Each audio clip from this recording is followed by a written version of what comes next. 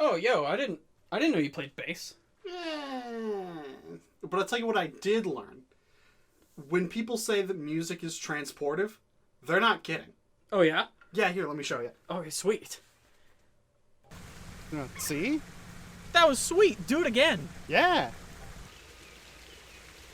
Yeah? Eh? I like it. One more. Yeah. Oh, boy. Um, where are we? Yeah, I don't know. Okay. Can you get us back home? Yeah, let me just, Sweet. Because if you can, like, I don't know if you could just. Listen, I'll figure it out. I didn't, get that far in the book yet. Oh, boy.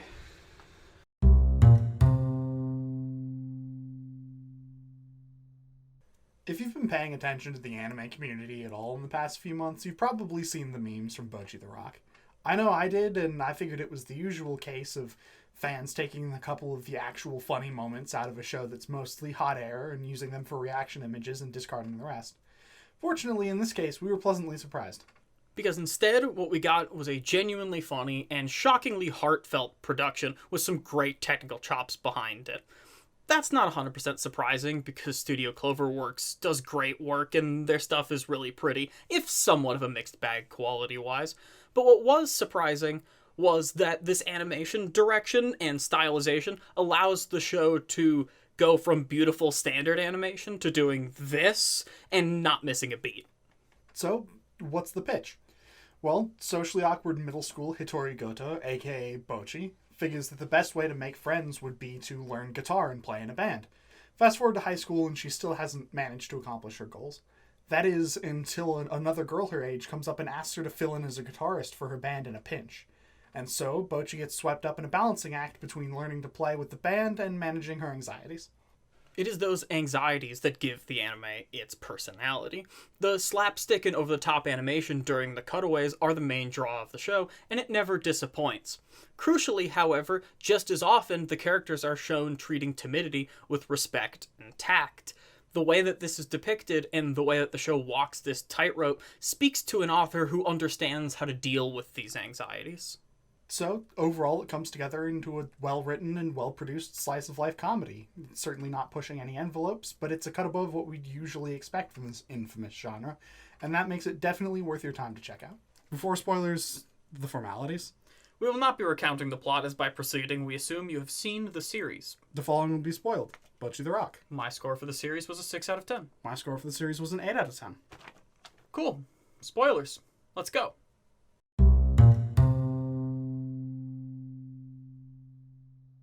So, let's start with the most important pillar of Bocchi's production. It's a comedy, so is it funny? Yes, it is. It may occasionally rely a little bit too much on the anime trope of loud yelling makes anything funny, but just as often we get these absurdist cutaways that are always bombastic and hilarious. I feel that it's worth doubling down on the cutaways because they carry the show. The juxtaposition between the other animation in framing and art style really gives these cutaway moments room to shine, and occasionally even gives the anime classic Nichijou a run for its money. Unfortunately, it's not all hits, though. As we mentioned, it does occasionally devolve into a character saying something unusual and saying it loudly, but it's not too frequent or too oppressive.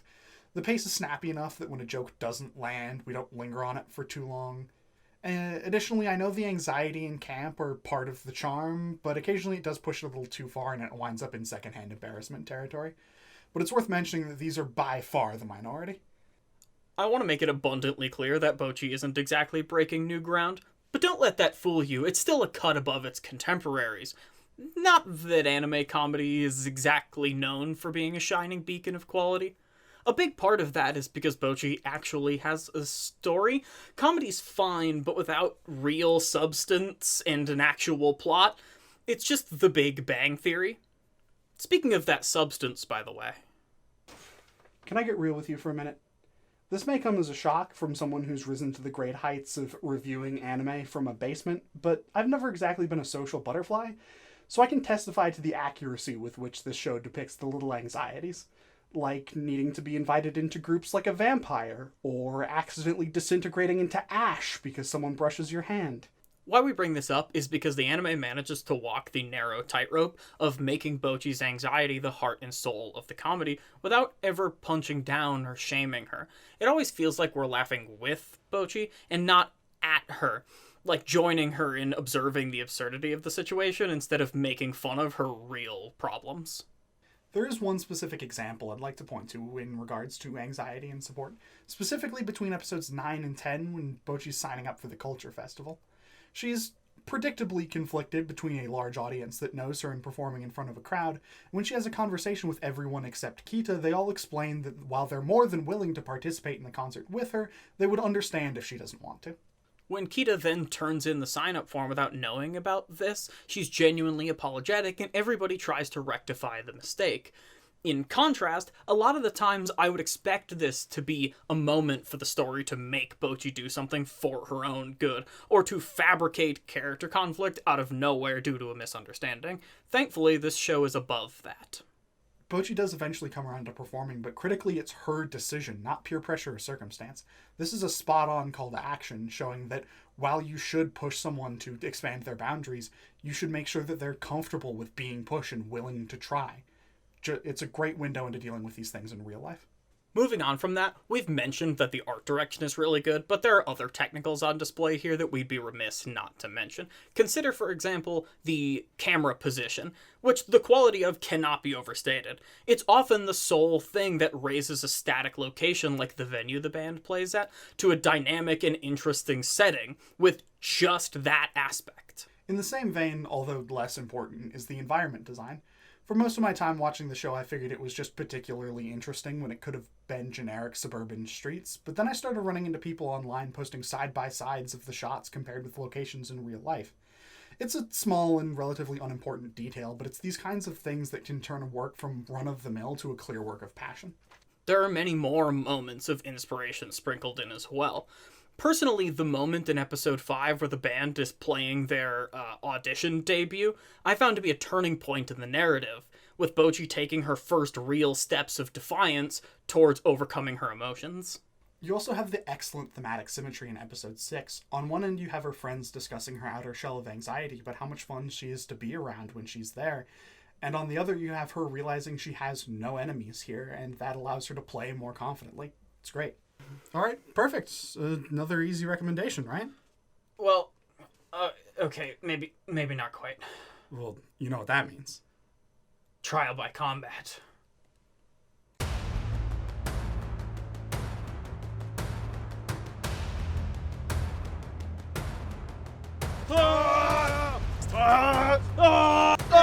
Hang on. Maybe we should just talk about this? Sure, why not? Yeah.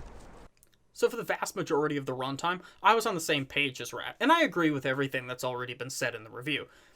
Then the back 4 episodes happened, and I didn't like those as much. I've got some problems, some notes on those to follow. First and most pervasive being a sudden lurch in pace. As we've established earlier, Bocchi sets itself apart, in my opinion, by being a comedy that's actually about something. So when the show ran itself into the mud and spun its wheels over a full beach episode and most of a maid cafe episode, I was taken aback. This didn't impact me nearly as much. Like, are these episodes almost definitionally filler? Yeah, but I appreciated the character moments. The show was already operating at a relatively slow pace, so it didn't feel like it slowed down so much. Plus, I gotta admit, the anxiety of missing out on the prime of your life hits really close to home. I can see that, but why here in the home stretch? I thought this was a show about togetherness and anxiety and music with a comedic edge. It just feels like we never got a third act, and in place, we got multiple filler episodes. As I said before, despite being nominally filler episodes, I felt like things stayed relatively tonally consistent. After all, if nothing else, it's about friends spending time together. My second problem is just a lack of character depth. Let me explain. While I'm a fan of the comedy generally, the show is kind of a one-trick pony, that pony being Bocchi's outtakes. But it is postulated with other heartfelt moments with the other characters breaking up the familiarity. That doesn't seem like a problem? It isn't. But then the filler crept in. Then this house of cards was revealed to be only built on half of a good foundation. Once things stopped happening, the jokes ran thin. I'm not saying they were bad, it's just they were sparse enough that I noticed.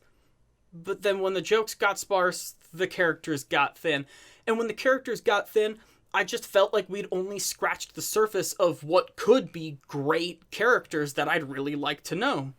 And then when the characters got thin, the emotional punches got pulled. These things just snowball. This is probably just me being decidedly on the show's side at this point, but frankly, I genuinely didn't notice. Some of my favorite gags are from these filler episodes. And last but not least, the ending feels weirdly fumbled, with the series having set up a narrative surrounding Bocchi's anxieties and overcoming them and being defiant in the face of them. It feels so weird having the climax of the series be a technical failure. Like, this sidesteps the entire point of the show, in my opinion. Yeah, she's had technical ability. She's had that from the start. What we're actually exploring is the connection that she has with others. If I were to play devil's advocate, I would argue that it wasn't about her technical ability, but rather her having the confidence to try a particularly risky improvisation on stage. I don't think I really believe that, though. Frankly, I just agree with this point on its face, and it's one of the several reasons why I didn't give the show a 10. All these little things just add up. When the series came to a close, I found myself wanting it to shake itself up a little bit. And when I say that, I didn't mean maid outfit hide and seek and waffling around at a festival. All of these complaints came over me like a wave in the back 4 episodes, revealing that despite my problems, the show had done a great job up to that point being entertaining. And for the reasons I discussed, I didn't feel the same. Maybe a little bit let down by the climax, but nowhere near the drop in quality Liar experienced. I found it to just be more of the same in the most literal sense, not noticeably more boring, and I liked what came before, so minimal complaints. So, who's right then? Good question. One of us has to be, right? Well, do we? It's at this point that I want to highlight that despite us disagreeing on the ultimate outcome of the show, we as critics can still coexist in the same space. How is that the case? Well, to us, being a critic is less about being the definitive voice on quality and more about being able to communicate your ideas in an articulate way and understand the ideas of others when they're communicated to you. Bonus points if you're not a dick about it. The key here isn't a factual disagreement over the events that took place in the show. We both saw it. The real problem is how that affected both of our viewing experiences. Therefore, it is paramount to understand where each other is coming from, find those differences, and explore them. This isn't a contest, it's a conversation. And that's really the key here. As much as Liar and I are generally lockstep with our scores, there's no accounting for someone's subjective experience. As much as we may try to extract as much of an objective measure of quality as possible from a work of art, it's always going to be subjective. There's no way you can account for someone's specific tastes, their opinions going into the work, or any of a million other factors. So that's Bocchi The Rock, a heartfelt and earnest production that left an impression on me, even if I think it stumbles at a few pretty significant hurdles. As much as the phrase "your mileage may vary" gets overused, I think it really applies here. This isn't just a generic slice of life, there's a lot going on underneath the surface. But it's that exact underlying narrative that can make or break your experience with the show. But no matter how you end up feeling about it, Bocchi is definitely worth your time. After all, it demolished Chainsaw Man's Blu-ray sales for a reason.